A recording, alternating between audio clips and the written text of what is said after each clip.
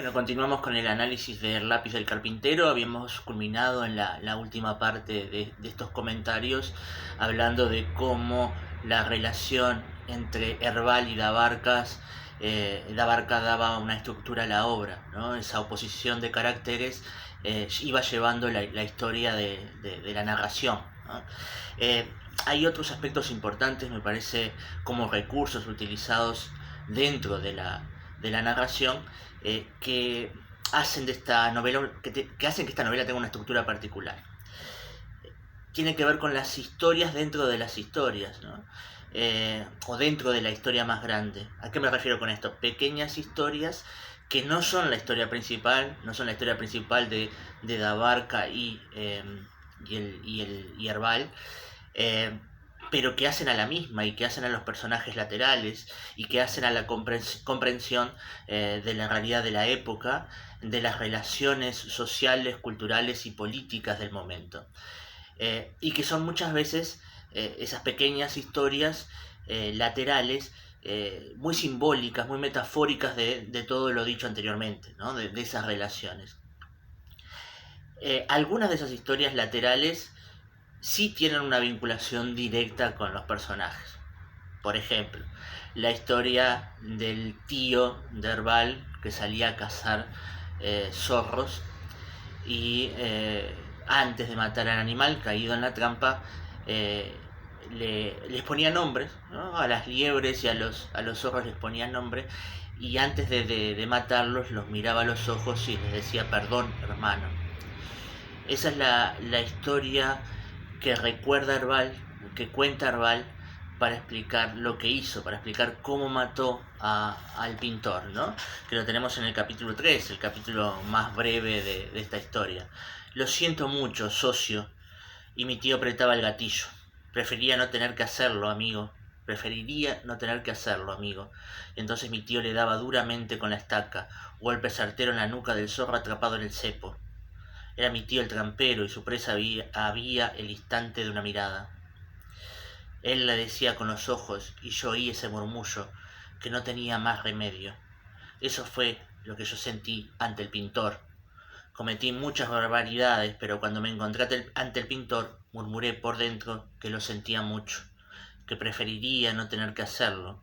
Y no sé lo que él pensó cuando su mirada se cruzó con la mía, un destello húmedo en la noche, pero creo creer que él entendió, que adivinó, que yo lo hacía para ahorrarle tormentos. Sin más, le apoyé la pistola en la sien y le levanté la cabeza. Y luego me acordé del lápiz, el lápiz que llevaba en la oreja. Este lápiz. Esta historia es fundamental, ¿no? Es una historia que tiene que ver con el personaje, pero parece un cuentito en sí mismo también. Bueno, hay un cazador que antes de matar a su presa le dice esto, que tiene cierta conmiseración con la víctima. En este caso le pasó a Herval también. Previos consejos del director de la cárcel, que eso en la película no está, que el director de la cárcel habría tenido vinculaciones antes con los socialistas y todo lo demás. En este caso, Herval necesita hacer esto y evitarle todo el sufrimiento al pintor. Y lo que muestra esos matices en la personalidad de Herval que ya hemos hablado. Bueno, él escucha que los soldados planean cortarle los testículos, ponérselo en la boca, cortarle las manos como hicieron con otro pintor, y él va y directamente, bueno, perdón hermano, pum, lo mata para evitarle los sufrimientos al personaje. Además de estas historias que tienen que ver directamente con los personajes, hay otras que no. Siguiendo con las historias que tienen que ver directamente con los personajes, o que por lo menos que tienen que ver con su historia, hay otras de Herval, ¿no? De otros sucesos que les pasó a Herval, como con el padre, la vez que fue a la catedral de La Coruña, ¿no? La vez que conoció a Marisa, las veces que iban a los mercados, ¿no? Dabarca tiene unas historias que él cuenta. En el capítulo primero le menciona dos, ¿no? O que él contaba, le menciona dos al periodista Sousa. Dabarca era un orador, era alguien que iba a los mítines políticos a dar discursos y utilizaba para su público relatos que eran ejemplos, ¿no? Y este es uno de los valores que tienen estas historias, estas micro historias contadas dentro de la narración mayor. Son ejemplos ¿no? Son especies de fábulas con moraleja. ¿no? Para que el público, ¿no? El público que oye esas historias aprenda algo de ellas, ya sea los propios presos, ya sea la gente que asistía a los mítines, ¿no? La Barca tiene esas dos, decía, emblemáticas, ¿no? Fuertes y que tienen, creo que le dan un mensaje a toda la obra, a toda la novela.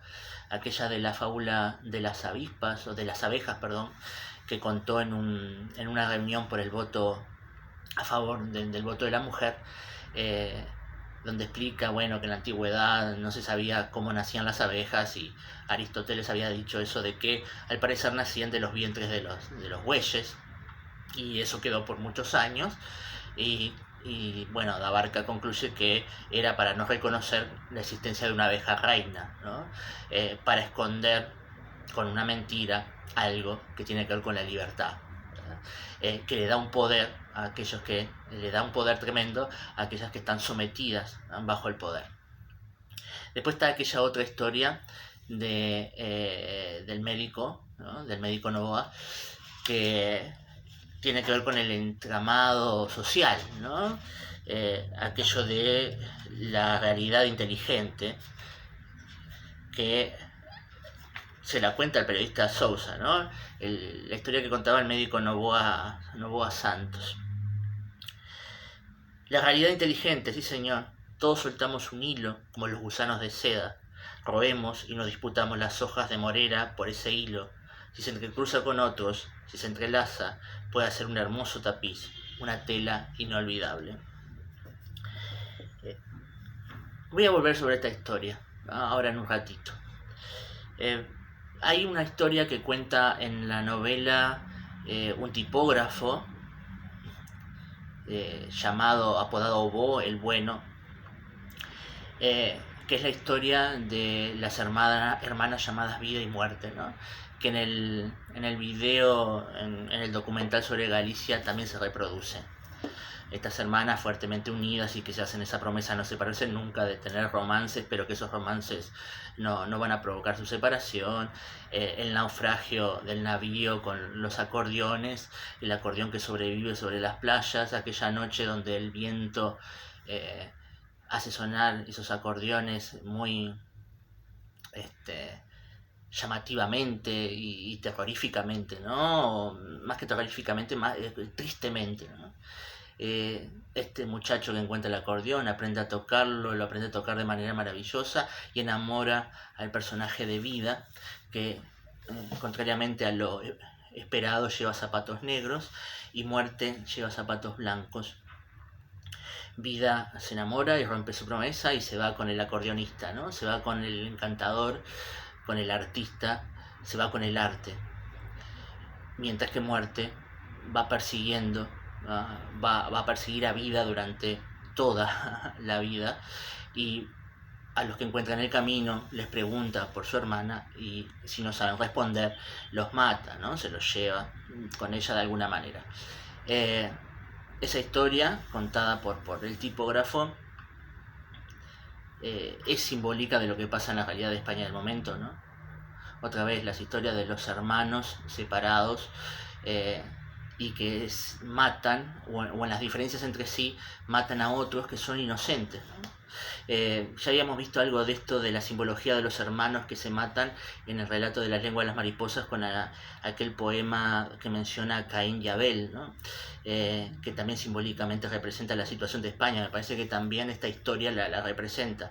Bueno, dos hermanas muy unidas, y que en el momento se separan, que deberían estar íntimamente unidas, Vida y Muerte, y se persiguen una a otra, y en esa persecución, bueno, hay otros que sucumben, ¿no? Otros que mueren en esa persecución, en ese odio. Me parece interesante también que Vida va detrás del arte, ¿no? Va detrás de la música, se fue con ella. Entonces, si recordamos el final, en la película sobre todo, antes de que Herbal muera, aparece alguien de zapatos blancos. Y Herbal tiene un enfrentamiento con la muerte, ve a la muerte, y no tiene ya el lápiz del carpintero para defenderse, porque se lo ha dado a María David Tasao. Hay otra historia dentro de las historias pero esta sí ya muy vinculada a los personajes, que es la novela que escribe Herbal, ¿no? La novela que escribe de la historia de Abarca, novela entre comillas, pues es el informe que le debe dar a su superior, pero es titulado así, como una novela, ¿no? Esa la vamos a dejar de lado porque tiene que ver con la propia historia, ¿no? Con la historia central. Vuelvo a aquella historia con moraleja que hace de Abarca, la del entramado social o de esa inteligencia, realidad inteligente. ¿Por qué cuenta de Abarca esa historia? Porque el periodista viene a hacerle una entrevista sin mucho interés por el personaje que va a entrevistar, ni por la época. Es un periodista que vive el presente, está afincado en el presente, y no le interesan mucho las historias de arrojos de la Guerra Civil Española, y le dice claramente que él le interesan las personas y no la política, y entonces ahí Abarca le cuenta esta historia, ¿no? ¿Qué parece indicar esta historia? A mi entender, por lo menos, que por más que las personas andemos por el mundo pensando que somos individuos aislados, vamos en la búsqueda de nuestros objetivos dejando un hilito, ¿no?, que se va cruzando con otros hilos, con las otras personas que van buscando, royendo la morera también, ¿no?, en la vida. Entonces uno va buscando su objetivo, el otro va buscando su objetivo, y otro, y se genera un entramado. Ahora, si hubiera un objetivo común, el producto de ese entramado no sería mucho más hermoso, mucho más vistoso. En el fondo, lo que nos falta es un pensamiento político, pero no político partidario, ¿no? Político en el sentido de polis, de sociedad, ¿no? El hombre es un animal político, decía Aristóteles. No nos falta ese sentido de tejer, ¿no?, todos el mismo telar y no cada uno el suyo. Hacer realidad aquella frase del escritor francés Victor Hugo: nada es solitario, todo es solidario. Bueno, por ahí algunas simbologías que pueden tener estas historias, sin olvidar la importancia que tiene la historia o quisiera recordar este momento para cerrar esta parte del video, la importancia que tiene la historia del tío de Herbal, porque de esa historia nace los matices del personaje. Esa historia justifica por qué mata al pintor, y en esa historia Herbal hereda el lápiz del carpintero.